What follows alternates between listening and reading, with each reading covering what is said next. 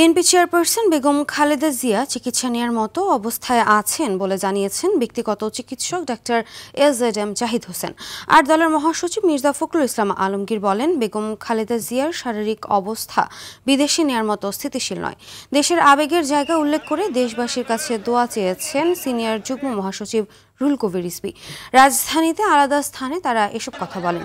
BNP নেত্রীর খোঁজ নিতে শনিবার হাসপাতালে ছুটে যান এনসিপি সহ বিভিন্ন রাজনৈতিক দলের নেতাকর্মীরা।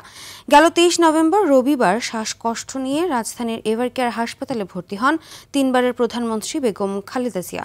তার ফুসফুসের সংক্রমণ ধরা পড়ার পর রাখা হয়েছে সিসিইউতে, সেখানেই চলছে তার চিকিৎসা। উনার জন্য পৃথিবীতে সবচেয়ে ভালো যে চিকিৎসা ব্যবস্থা করা প্রয়োজন সেটি উনার জন্য এখানে করার আয়োজন করা হয়েছে।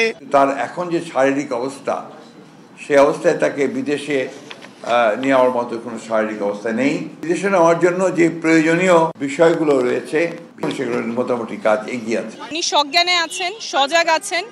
চিকিৎসক এবং নার্স যে ওনাকে নির্দেশনা দিচ্ছেন সেগুলো উনি ফলো করতে পারছেন। পৃথিবীর সবাই ওনার জন্য দোয়া করছেন, উনি যেন দ্রুত সুস্থ হয়ে ওঠেন এবং ফ্যাসিস্ট খুনি হাসিনার ফাঁসি যেন উনি দেখে যেতে পারেন। গত কয়েকবারের মতো যেরকম তিনি খুবই ক্রিটিক্যাল অবস্থা থেকেও আবার ফিরে এসছেন। বেগম খালেদা জিয়ার শারীরিক অবস্থার সর্বশেষ অবস্থা জানাতে রাজধানীর এভারকেয়ার হাসপাতাল থেকে যুক্ত হচ্ছেন শামীম চৌধুরী। শামীম, বেগম খালেদা জিয়ার শারীরিক অবস্থা নিয়ে নতুন কোনো তথ্য আছে কি আপনার কাছে?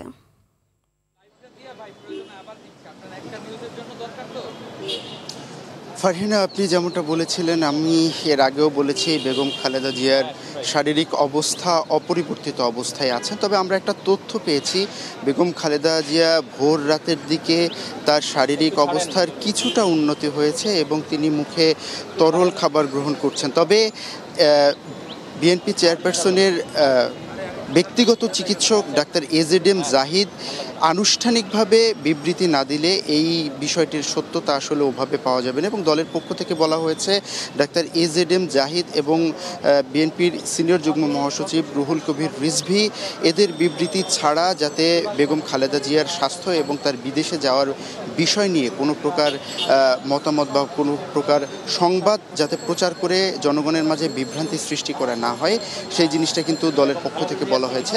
এবং আপনাকে আরও একটা জিনিস জানিয়ে রাখতে চাই, সকাল থেকে কিন্তু এখানে বিএনপি নেতাকর্মীদের তেমন একটা ভিড় ছিল না, কিন্তু বেলা যত গড়াচ্ছে ততই কিন্তু বিএনপি নেতাকর্মীদের ভিড় এখানে আস্তে আস্তে বৃদ্ধি পাচ্ছে।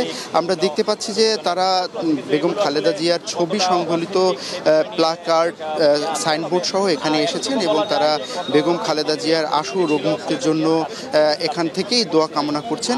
এবং আরও একটা বিষয় আপনাকে জানিয়ে রাখতে চাই, যদিও দলীয় নেতাকর্মীরা এসে এখানে ভিড় করছে, কিন্তু এই পাশে অর্থাৎ এই এভারকেয়ার হাসপাতালের সামনের যে রাস্তা রয়েছে সেই রাস্তা দিয়ে কিন্তু গাড়ি নির্বিঘ্নেই চলাচল করতে পারছে। কোনো প্রকার জটলা বা কোনো ধরনের বিশৃঙ্খল পরিস্থিতি এখানে এখন পর্যন্ত সৃষ্টি হয়নি।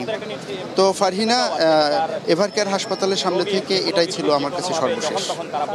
ধন্যবাদ আপনাকে।